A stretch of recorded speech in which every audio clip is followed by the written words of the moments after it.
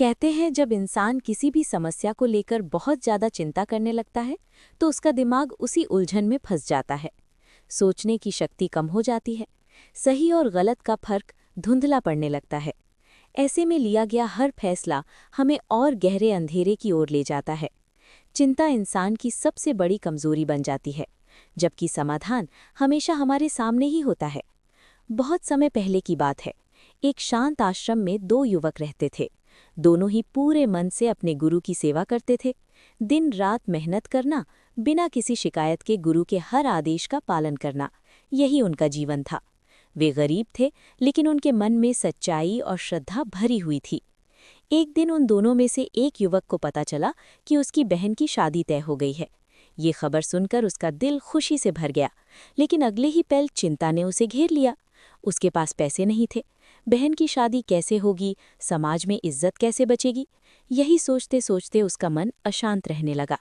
सेवा करते समय भी उसका ध्यान भटकने लगा। गुरु उसकी हालत समझ रहे थे, लेकिन उन्होंने कुछ नहीं कहा। वे चाहते थे कि समय उसे स्वयं सिखाए। कुछ दिनों बाद दोनों युवकों को अपने गांव जाने की अनुमति मिली। जाते समय गुरु ने उस युवक को बुलाया जिसकी बहन की शादी थी, और उसके हाथ में 5 अनार रख दिए। युवक का मन और टूट गया। उसे पैसों की जरूरत थी, अनारों की नहीं। वो भीतर ही भीतर गुरु से नाराज हो गया और सोचने लगा कि शायद गुरु उसकी परेशानी समझ ही नहीं पाए। दोनों युवक गांव की ओर बढ़ रहे थे। रास्ते में उन्होंने देखा कि राजा के सैनिक ढोल पीटते हुए घोषणा कर रहे हैं। वे बता रहे थे कि राजा की पुत्री गंभीर रूप से बीमार है और वैद्यों ने अनार लाने को कहा है। पूरे इलाके में अनार नहीं मिल रहे थे, और जो भी अनार देगा उसे बड़ा इनाम मिलेगा। ये सुनते ही उस युवक के कदम रुक गए। उसके पास वही 5 अनार थे जिन्हें वो बोझ समझ रहा था।